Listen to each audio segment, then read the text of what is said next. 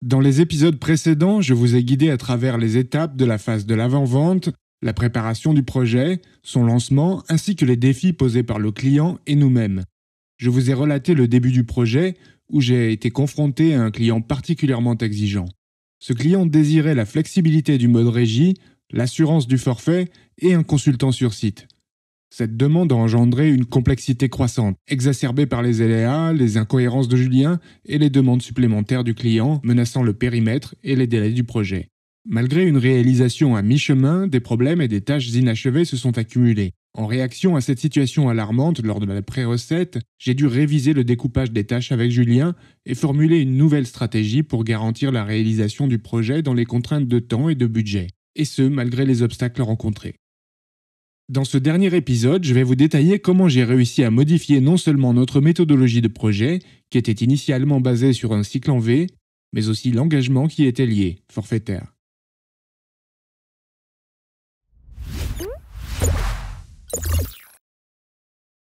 C'est un jeudi après-midi au comité des projets. Tous les chefs de projet sont là, y compris le responsable opérationnel. De manière passionnée, j'explique à Julien la difficulté de piloter ce projet constamment mouvant où je ne suis pas sur place, avec une visibilité extrêmement limitée sur les avancées et les aspects techniques. J'aimerais ajouter un « je te l'avais bien dit », mais cela n'aurait servi à rien. À ce moment-là, je suis impliqué dans 3 projets simultanément. Il est hors de question que je reste sur place pour superviser de près la fin de celui-ci. Cela nuirait aux 2 autres projets et à 7 autres personnes qui ont également besoin d'être encadrées. Je m'efforce donc de trouver une autre solution. Il n'y en a qu'une seule à ma vue. Ce n'est pas la plus facile à mettre en œuvre, mais si elle réussit, et une fois mise en place, je serai serein. C'est un pari, mais je décide de tenter le coup. Je reviendrai là-dessus plus tard. Revenons-en à Julien et à son projet. Lui aussi jongle entre plusieurs projets, et le souci est que ces projets sont tous pour le même client. Il se fait donc constamment interrompre et solliciter pour ses autres projets au détriment du mien. Soyons clairs, en matière de gestion de projet, je ne suis pas du genre à partager facilement. C'est donnant-donnant. Je suis prêt à libérer du temps pour Julien pour ses autres projets, mais en retour, je veux un peu plus de marge sur le mien. Peu importe pour le client, tous les projets doivent progresser pour être terminés à temps. Et dans ce cas, Julien a 2 semaines de vacances pendant lesquelles le client est censé faire des tests. À son retour, Julien corrigera ce qui doit l'être et tout ira bien. Aucun retard n'est donc envisageable. C'est alors que nous découvrons une nouvelle surprise. Jusqu'à maintenant, les développements effectués étaient en interaction avec ce qu'on appelle des bouchons. Pour simplifier, ces bouchons sont des outils simulateurs qui imitent les comportements d'une partie du système non encore développée, permettant ainsi de tester les nouveautés sans attendre la finalisation de tout le système. Dans notre cas, le bouchon n'a pas correctement reproduit le comportement attendu du système. Je vous explique. Imaginez que vous devez concevoir une porte aux dimensions atypiques. Le client vous fournit un cadre factice identique à celui qui sera finalement utilisé, vous affirmant que vous pouvez vous baser là-dessus comme modèle. Toutefois, le risque réside dans la possibilité que ce cadre factice ne soit pas correctement conçu. Si c'est le cas, lorsque vous tenterez d'installer la porte dans son emplacement définitif, vous découvrirez que le cadre réel diffère légèrement et empêche la porte de fermer correctement. Si c'est pour une remise de jardin, c'est désagréable, mais pas catastrophique. Par contre, si c'est la porte d'un avion, la situation devient clairement plus problématique. Et c'est exactement ce qui nous est arrivé. Les écarts étaient nombreux.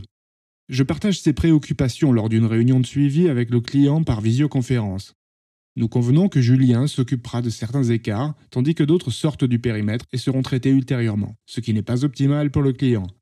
Un point fonctionnel en suspens demeure, les services marketing et juridiques tardent à fournir une réponse complète. Je sonde ensuite le terrain.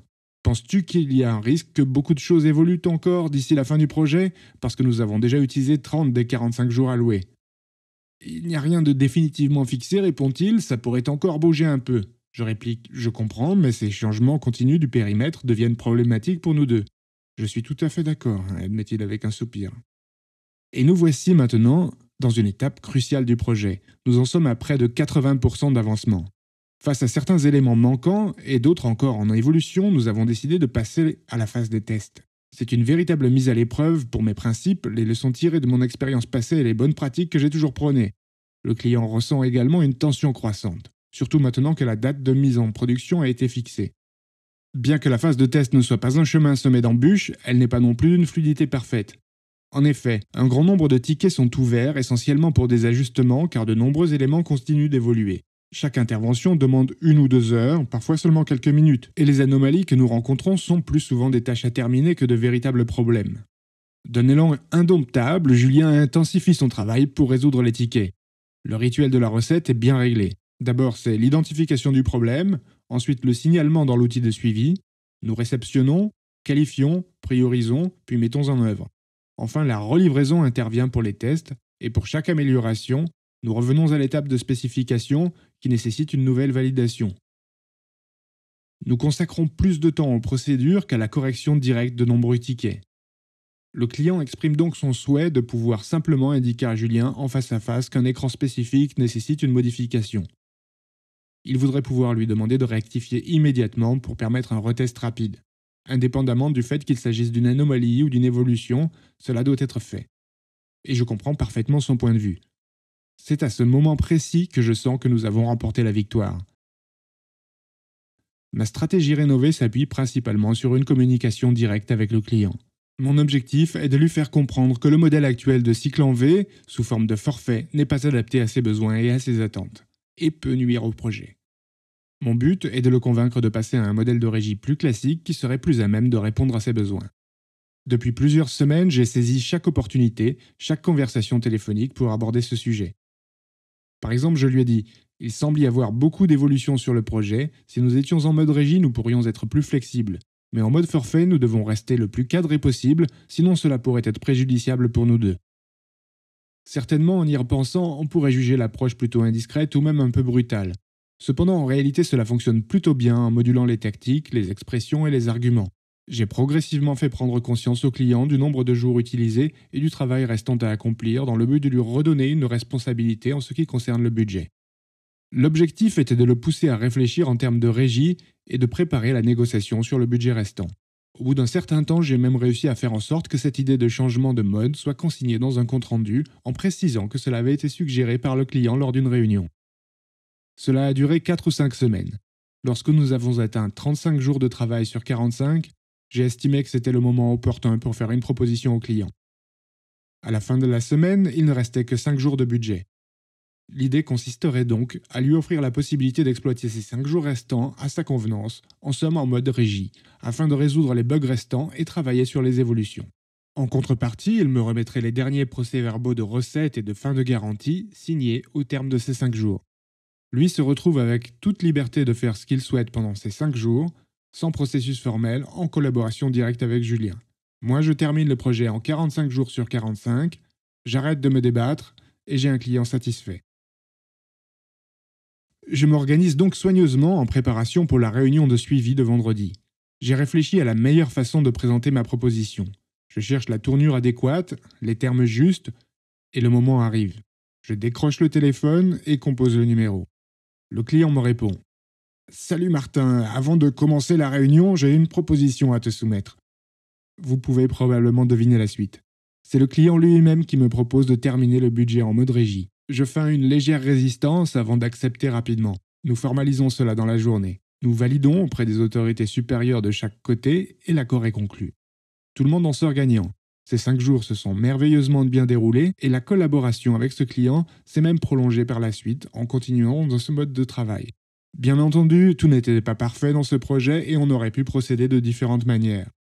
Avec le recul, il est toujours plus facile de voir ce qu'on aurait pu faire différemment ou mieux. Cependant, dans le moment présent, on s'adapte et on fait de notre mieux. En conclusion, dans cette expérience semée d'embûches, il y a eu un point d'inflexion majeur. La prise de conscience que les méthodes de travail habituelles n'étaient pas suffisamment flexibles pour répondre aux besoins du client. Ce constat a débouché sur un changement de stratégie majeur qui a finalement abouti à la réussite du projet. Ce retour d'expérience montre l'importance de l'adaptabilité et de la flexibilité dans le cadre de la gestion de projet. En somme, le succès d'un projet ne réside pas uniquement dans la rigidité des plans et des méthodes, il est également crucial d'être capable de s'adapter aux changements et de faire des concessions lorsque nécessaire, en tenant à respecter tant bien que mal les contraintes de budget et de délai. En effet, il est possible de trouver un équilibre entre ces différentes exigences à condition de faire preuve de créativité, d'ouverture d'esprit et de détermination. Consultez les liens mis en description de la vidéo pour en savoir plus sur les spécificités du mode de management agile.